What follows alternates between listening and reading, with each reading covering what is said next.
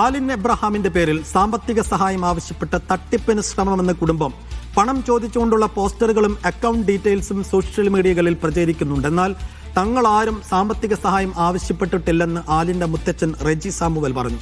കുടുംബത്തിനെതിരായ വ്യാജ പ്രചാരണത്തിൽ നിയമ നടപടി സ്വീകരിക്കുമെന്നും അദ്ദേഹം പറഞ്ഞു.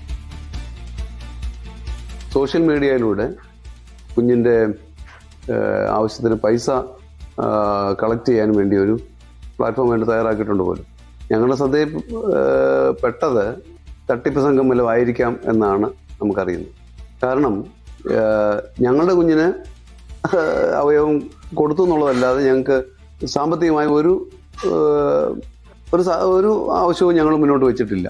ഒരു തരത്തിലും ഞങ്ങളെ അതുപോലെ ഗവൺമെൻറ് സഹായിച്ചുകൊണ്ടിരിക്കുകയാണ്. ഞങ്ങളുടെ കുഞ്ഞ് ഡൊണേറ്റ് ചെയ്ത ഞങ്ങൾ ഡൊണേറ്റ് ചെയ്ത ഓർഗൻസ് സ്വീകർത്താക്കൾ പണമില്ലാത്തതുകൊണ്ട് ഈ ഓപ്പറേഷൻ നടക്കുന്നില്ല എന്ന് പറഞ്ഞ് വ്യാജ പ്രൊഫൈലോ അല്ലെങ്കിൽ ഐഡിയോ ഉണ്ടാക്കി ഞാൻ മനസ്സിലാക്കുന്നത് ഒരു ധനകാര്യ സ്ഥാപനത്തിൻ്റെ SB അക്കൗണ്ട് വഴി പണം ആവശ്യപ്പെട്ടതായിട്ടാണ് നമ്മൾ മനസ്സിലാക്കുന്നത്. എന്തായാലും നമ്മൾ 100% പറയുന്നത് ഞങ്ങൾക്ക് പണം വേണ്ട, ഈ സ്വീകർത്താക്കളായിരിക്കുന്നവർക്കും പൈസയുടെ ആവശ്യം ഉണ്ടാകാൻ സാധ്യതയില്ല. അപ്പോൾ ഇതിൻ്റെ പേരിൽ എന്തോ ഒരു തട്ടിപ്പ് സംഘം ഇറങ്ങിയിട്ടുണ്ട്. അതിൽ ആരും വീഴരുത് എന്നാണ് ഞങ്ങൾക്കറിയാനുള്ളത്. വിഷ്ണു VS വിശദാംശം നൽകും. വിഷ്ണു, കുടുംബം അറിയാതെ ആരാണ് അവർക്ക് വേണ്ടി ഈ രീതിയിൽ ഒരു തട്ടിപ്പ് നടത്തുന്നത്? ഏതോ ഒരു ധനകാര്യ സ്ഥാപനത്തിന്റെ പേര് മുത്തച്ഛൻ പറയുന്നുണ്ടല്ലോ, അതേതാണ്?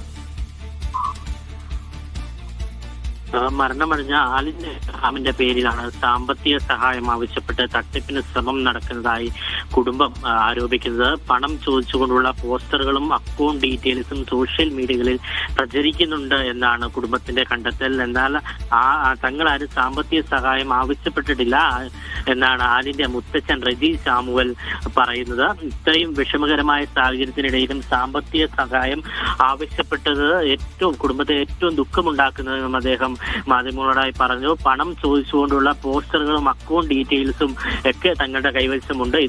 ഇത് കേന്ദ്രീകരിച്ച് ഇനിയും ഇങ്ങനെ തട്ടിപ്പുണ്ടാവുകയാണെങ്കിൽ നിയമ നടപടി കുടുംബത്തിന്റെ ഭാഗത്ത് നിന്നുണ്ടാകും എന്നാണ് പറയുന്നത്. ഈ പറയുന്ന ആലിന്റെ പല ശരീരത്തിന്റെ പല ഭാഗങ്ങളും പല അവയവങ്ങളും പല കുട്ടികൾക്കായി ദാനം ചെയ്തു. ശ്രേയ എന്ന് പറയുന്ന കുട്ടികൾ അടക്കമുള്ള പല കുട്ടികൾക്കായാണ് ആലിന്റെ ഹൃദയമടക്കം അല്ലെങ്കിൽ കണ്ണുകളടക്കം ദാനം ചെയ്തത്. ഇതൊക്കെ തങ്ങളുടെ ഇഷ്ടപ്രകാരമാണ്, അല്ലെങ്കിൽ കുട്ടിയുടെ നല്ലതിനു വേണ്ടിയാണ്, കുട്ടിയുടെ ആത്മാവിനുള്ള ശാന്തിക്ക് വേണ്ടിയാണ് ഇങ്ങനെയുള്ള കാര്യങ്ങളൊക്കെ ചെയ്തത്.